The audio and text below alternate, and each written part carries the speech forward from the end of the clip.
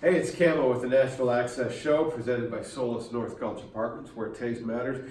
Kind of something different today, but kind of not different. But you can be the judge by just sticking around and watching. Our guest today on the show, Curly Jones. God, it's great to have you on the show. It's great to be here. You you just retired? Just retired. Just retired as a coach driver for some of the biggest stars in country music. Yes, sir. You have a story or two. I have a couple stories. Some I can tell and some I can't tell. Yeah. How long in total were you driving bus? 50 years. Wow. Not continuously, that would be tiring. That was entertainer coaches. I spent 3 years before doing entertainer coaches, pulling a schedule up in Arkansas and Oklahoma. Wow. Are you feeling comfortable now that you're retired and can kick back? Well, it's a lifestyle that I'll miss. Yeah. I guess I'm a gypsy at heart. And country bands have always come home on Saturday night after a show or Sunday after a show, and you'd have Monday, Tuesday, Wednesday off. Yeah. See the bus leave town, you not be on one is It's got to be hard. gonna be kind of, and I miss the camaraderie of Yeah. You have two families, your relatives and your road family, Yeah. and it's hard to do a tour without someone being on the bus that you've traveled with on another tour. Who are some of the names that you've driven for over the years? Well, the first lease I done was Olivia Newton-John. Wow. Back in 74, I believe it was. I was going to say, it'd be 73, 74. I've done Garth for 3 years. I've done George Strait for 10 years. I've done Brooks and Dunn for 3 years. Keith Urban for 3 years.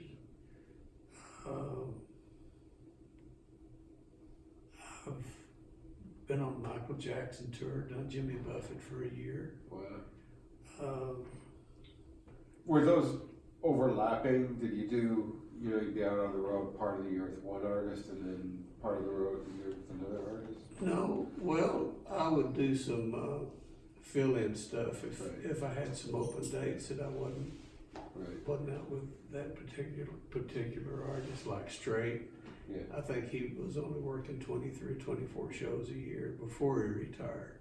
Yeah. I don't know how you retire after working that few shows, but Yeah. He's almost as busy now with, he's not touring, but he'll go and do a residency someplace. he's starting to do some more tour dates, having a new bus built. Wow. Up in Galvin. Yeah. All access coach building a new bus. But it's been a fun 50 years. What are some of the highlights for you? You have to have some things that you're just never ever gonna forget. Probably the biggest thing that I've done that was mind-boggling was the US Festival in 1982, I believe it was, in San Bernardino, California. Wow. It was so big, the FAA had set up a tower to direct the helicopter traffic coming in and out, bringing artists in and out. Wow. 250,000 people at one concert. It was, and I had 2 buses for the promoter to use. Right. Sit right behind the stage to use for offices. And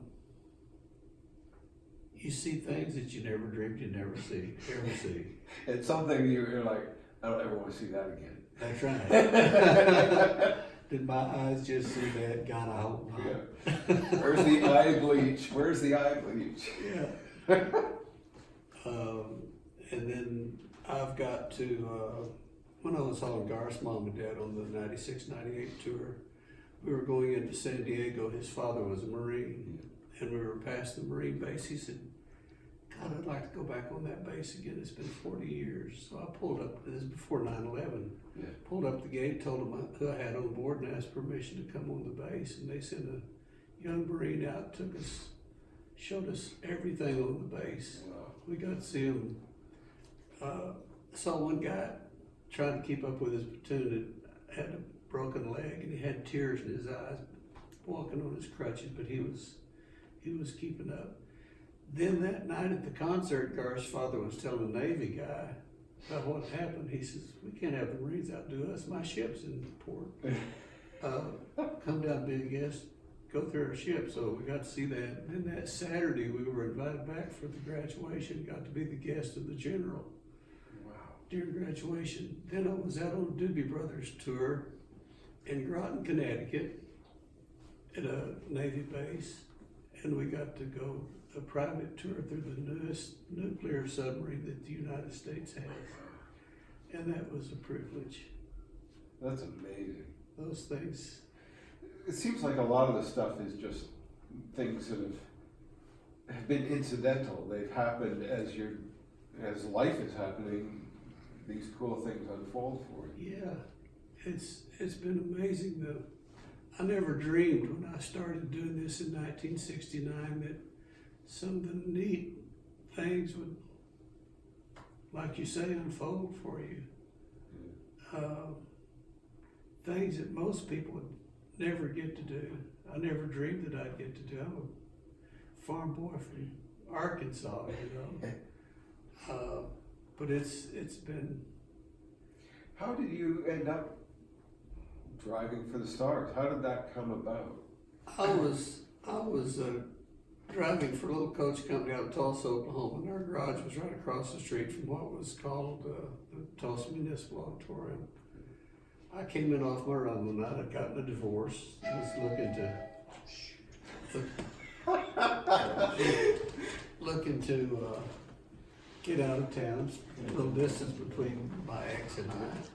Walked across the street, bought a ticket, and during intermission hit the Oak Ridge Boys up for a job.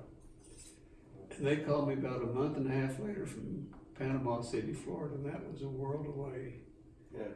And asked me if I was still interested, and I moved to Nashville the 21st of July of 1969.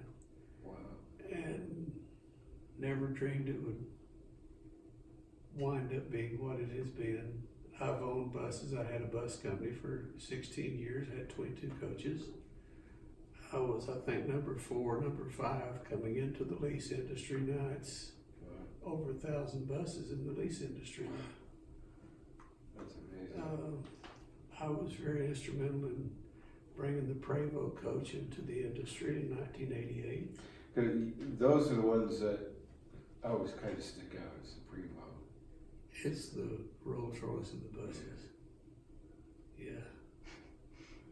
When it was, everybody used to use Eagles. You could get an Eagle 3 different ways. The way Trailways took it, the way Trailways took it, the way Trailways took it. And then there were a couple of the manufacturers that tried to break into the industry, but they were not successful. Prevost was owned at the time by 3 individuals, 2 Americans, 2 Canadian. And they actually would send one of the owners to my shop twice a year and take pictures and drawings and changes that we might have made to the bus and offer them as options.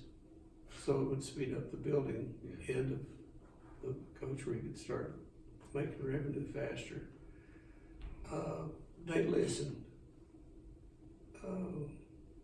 They wanted this industry. And the reason that we had never looked at Prevost was because it was their suspended Eagle was a torsion suspended bus, and it didn't have that side-to-side roll that the buses had in those days. But Prevost has overcome that side-to-side roll. It gives you a very good ride. So you started with the Oaks. Started with the Oaks. Those were your very first client. The very first trip I made with them, the interstate system wasn't finished coming through Nashville in those days. You had to get on I-65 at what's now Mall Marker 2 in Kentucky. And they had an old 57 model GM, and I got up, left Hendersonville and got up to the interstate and kicked it up to about 65, and William Lee Golden come up and he said, we don't drive this bus, but 55.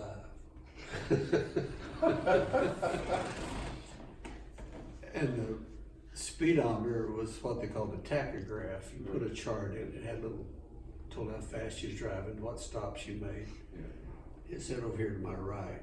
I watched that speedometer all night long, man. I made sure I didn't get over 55, scared me to death. We went to Salem, Indiana, done a county fair, went to Jackson, Mississippi for a Saturday night, all night singing. They were a gospel group in those days. And to Greenville, South Carolina for a Sunday afternoon show, and back into Nashville. Well, coming from Greenville back into Nashville, there were no interstates through there, and we had to come through the mountains.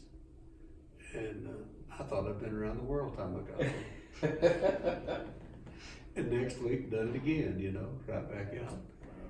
But they got a new bus in September of '69. Trailways and Greyhound wouldn't hire me because I was 5'4½", had to be 5'6". Yeah. And when I got that new Eagle, I thought I had arrived. Now I was hot stuff. And then they got another new bus in '72. I left them in '76 and got a new bus and built for Jimmy Buffett. And spent a year with Buffett. And then '78, I started my own business. Wow. Lease coaches. And sold out in '96. Thought I was going to retire and got a divorce instead. That was I don't want to talk about numbers. I number them now, 1 through 5. If what was the difference between going on the road with somebody, say Michael Jackson, and somebody like Jimmy Buffett? Is there a lot of difference? Oh, big difference. With artists? You know, some artists have no interaction with you at all, and some want to know. Some actually like the road, sitting up and watching the road go by. But some, I've had a couple, 3 that never come up front and speak to me at all. They get on the bus, don't speak, get off the bus and don't speak. But as a whole, they have all been very cordial. Now, is it true that the bus driver is the only one that doesn't sleep on the bus? Because I've heard that. Bus driver always gets a hotel room. We always get a hotel room. Yeah, every day we get a hotel room, that's in our contract. Yeah. Because To get good sound sleep, you don't need people running up and down the aisles and playing loud music. Yeah. And because you have to be driving all the time, you need that sleep to have the concentration. Yeah, we kind of have an agreement. They work, we sleep. We work, they sleep. Yeah. Works out good. Perfect. How many artists do you think, I guess you probably know, how many have you driven for? Oh, I don't know, but I'd guess probably 300 to 400. Wow. In 50 years. Yeah. That's amazing. Yeah. Who was I don't know if you can tell us, who was the craziest one out on the road? I would probably have to say, not crazy, just having fun. Yeah. Would be Jimmy Buffett. Yeah. Jimmy's the type person that if he's not having fun with this group of friends, he's going to move over here where there's more fun going on. And I think that's the key to his show. Yeah. His show is a fun show. It lets people that are now doctors and lawyers and accountants and whatever go back to 1978 or 76. Be a parrot head. And be that person again for 2.5 hours. Wow. And he's been very successful with it. And a smart guy too. Very smart guy. He's got, now you can go and live in one of his retirement communities. Because he's got those all together now. Well, my wife and I were just in Margaritaville in San Juan, Puerto Rico. Yeah. Which is nice, very nice hotel. Resort hotel. But Jimmy was still living in Key West at the time that I worked for him. This was 1976. He and his band, his 2 crew guys, and myself all on one bus. He had not ridden Margaritaville at the time that I joined him. But when I left, Margaritaville hadn't been released, but he had rode it. We were doing a Jimmy Carter campaign dates in the Northwest, and finished in Portland, Oregon. Our next show was a Kager 76 in Missoula, Montana. And about 4 or 5 days off, and Jimmy flew back to Key West. And during that time wrote Margaritaville, came back so pumped. Wow. Brought a blender on the bus. He said, man, we gotta have some margaritas on here. And that blows his career up. Oh yeah, yeah, been his career song. Wow. Yeah. Have there been any other kind of magical moments like that where somebody has just written a song that goes huge while you've been part of their career? When I was living up by Garth and on the Garth tour, I had property right next to his property, so that 3-year time period, well actually longer than that, I would have bush hog trails and work with him on the farm.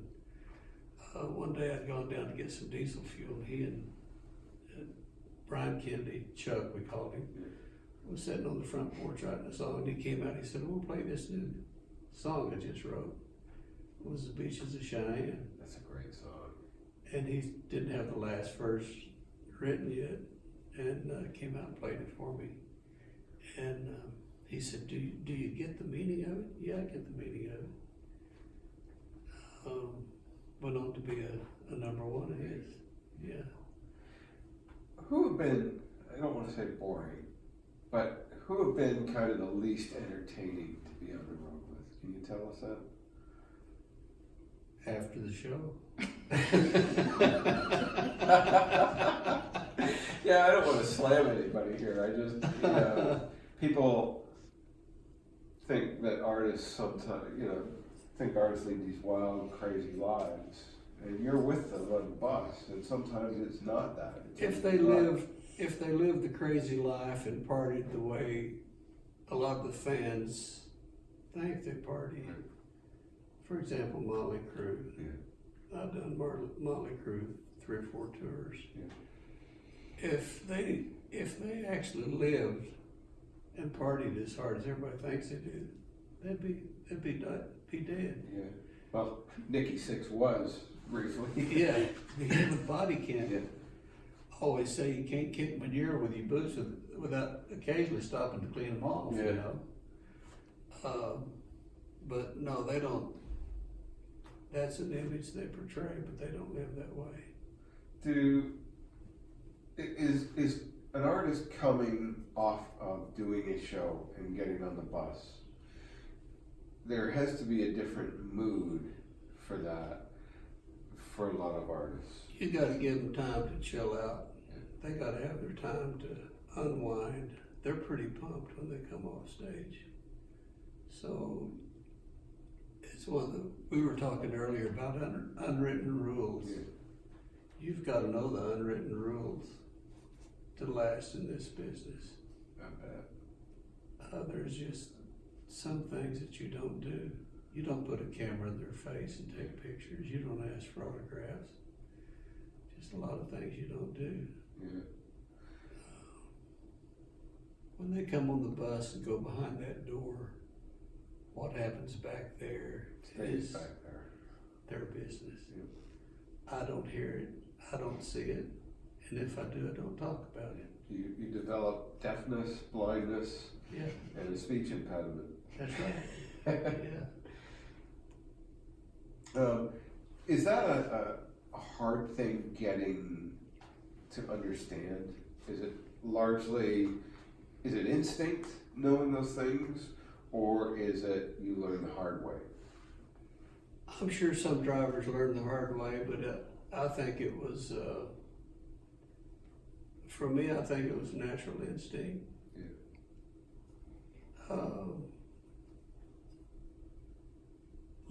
Bus leasing didn't start until about 74, 75. There were no lease buses. They were buying their buses. Country bands owned their own buses, rock bands flew. Yeah. And they used to laugh at the country bands for having a bus until they tried it. And so how convenient it was. I mean, my God, you don't have to carry your suitcase everywhere you go. Yeah. You know, you have your bunk, and your bunk is sacred. Nobody puts stuff in your bunk. That's your bunk. Your bag goes underneath, it comes out when you need it, the rest of the time it's underneath the bus. I used to use the slogan, home is where your bus is. It's the only thing you have from the time the tour starts till the tour ends. It's remains the same. It's constant. You can relate to it. And it becomes home. I guess it does, no matter what. I mean, there's that great Jackson Brown song, Running on Empty. Yeah. But that whole album, and he talks, there's a song called The Road, and it's all about watching videos, and all that kind of stuff. I've seen many times, you check into a hotel, 2 hours later you forget something on the bus, you come down the bus, and half the band's down there. Yeah. They don't want to sit in the hotel room, they want to be on the bus. They got their music there, they got their guitars there, they got... But they don't have to worry about being bothered. No. Yeah. Well, you'll occasionally, if you don't let your curtains down, there'll be occasionally people come up, put their hands up to the window, try to look in. They wouldn't do it at somebody's house. No. That's your home. What has been the most enjoyable thing that you were able to do on the road? We talked about those, going to the Marine bases. Oh, those were probably the biggest highlights. I would have to say the music. God, I've heard some good music.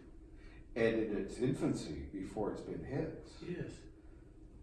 That's cool. A lot of music that radio doesn't play. Yeah. The good stuff.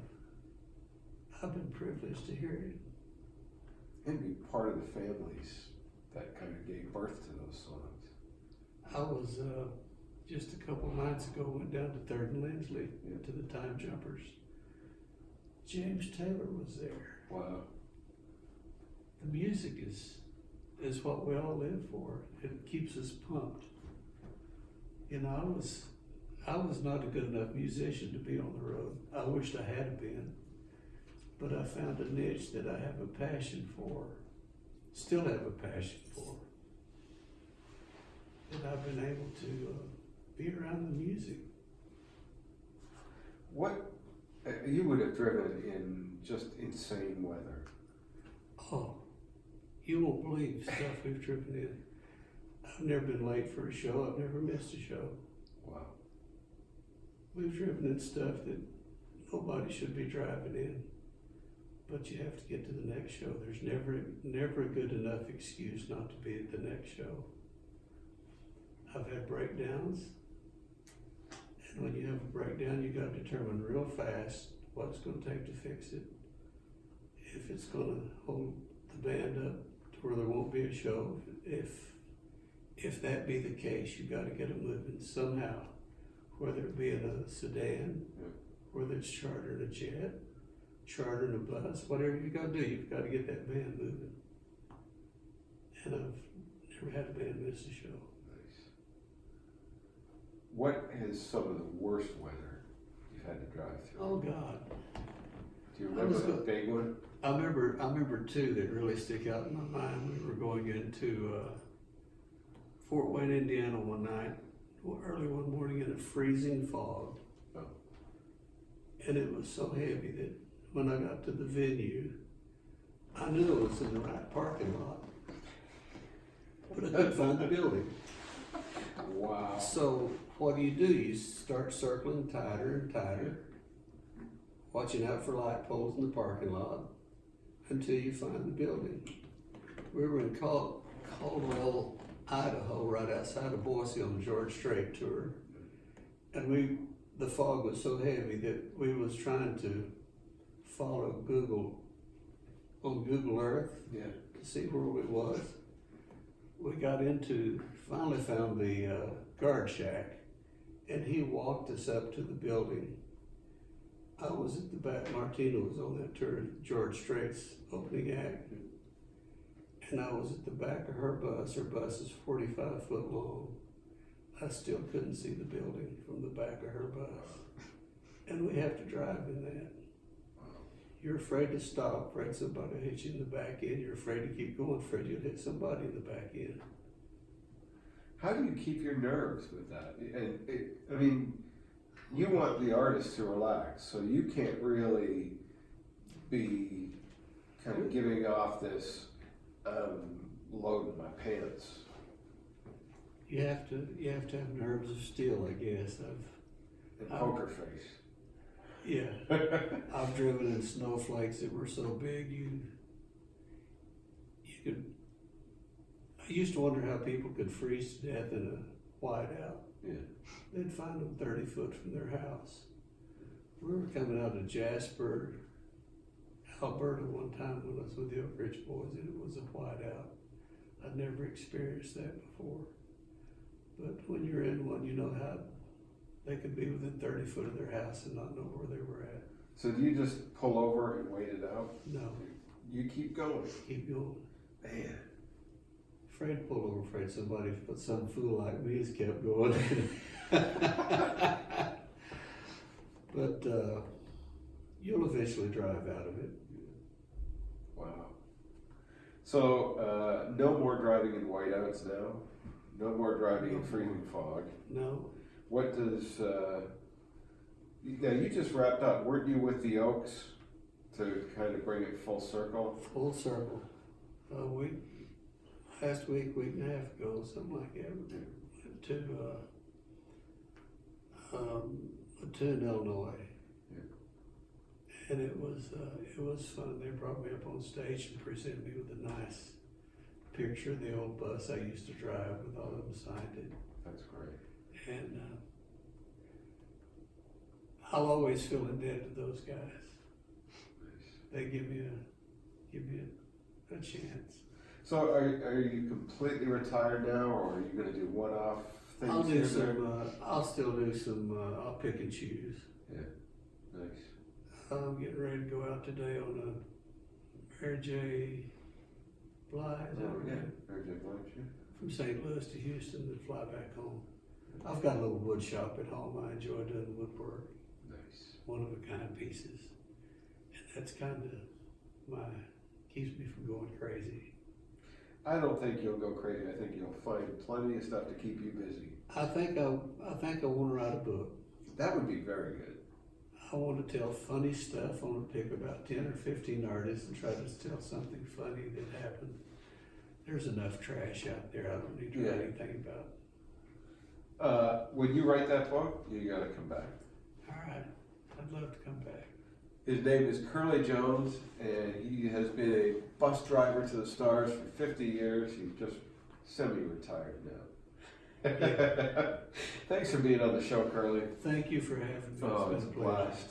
I could tell stories all day long. I bet you could. And we'll get some of those stories as the camera goes off. Thanks for watching the Nashville Access Show with Camo. My guest, Curly Jones. We will see you next time. Thanks for watching.